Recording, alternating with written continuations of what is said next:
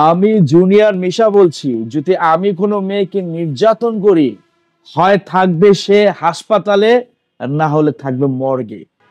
ইকরার মা বলেছে ও একটা ছোট বাচ্চা, আর একটা বাচ্চাকে যদি আমরা দলে দলে মারি, তাহলে হয় থাকতো হাসপাতালের বেডে, না হলে থাকতো মর্গে। ও কোথাও নেই, আছে কোথায়, এখন ভিডিও করছে ভাইরাল হওয়ার জন্য। অতএব আপনারা বুঝতে পারছেন যে এটা একটা বানানোর নাটক। আরেকটা কথা বলি যে ইকরার মা এবং ইকরা আমার উপরে কেন একটু খেপা।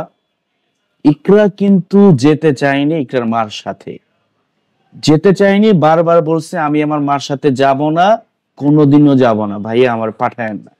কিন্তু আমার মনে হয়েছে যে আসলে এই বিয়ে শাদীর ব্যাপারটা হচ্ছে কি একটা সাংসারিক মানে সামাজিক ভাবে প্রতিষ্ঠিত পাওয়া উচিত। অনেকে বলছে যে এটা ফ্যাক বিয়ে, এটা সেটা।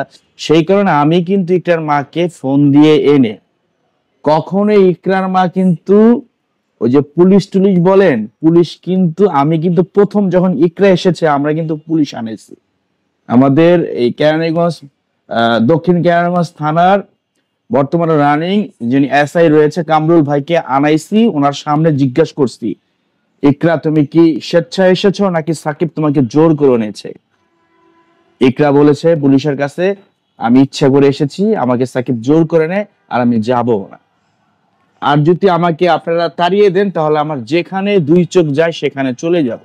তাহলে একটা যুবতী মেয়ে, তাকে আমরা যদি রাস্তায় ছেড়ে দেই, সে কোথায় যাবে তার কোনো গ্যারান্টি আছে?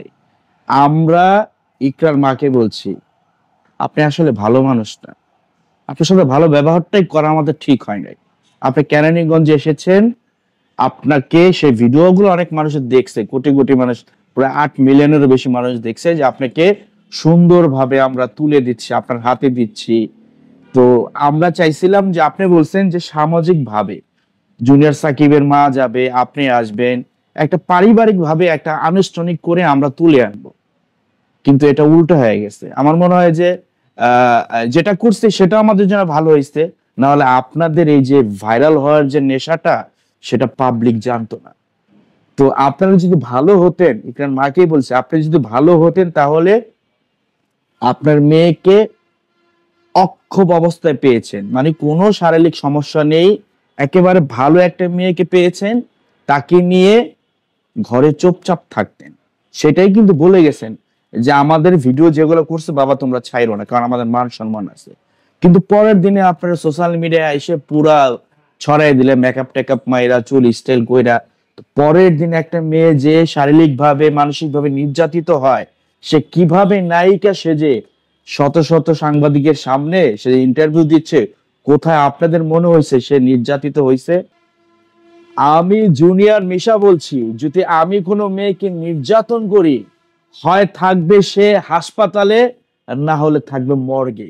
যেটা তোমার বেলায় ঘটে নাই, মানে তুমি মিথ্যে কথা বলছো ভাইরাল হওয়ার জন্য। ভাই ভাইরাল হয়েছে ঠিক আছে, কিন্তু এইভাবে যদি প্রতিনিয়ত ফর ইউতে থাকো টাইমলাইনে, ভাইরাস হতে পারো। অতএব সাবধান।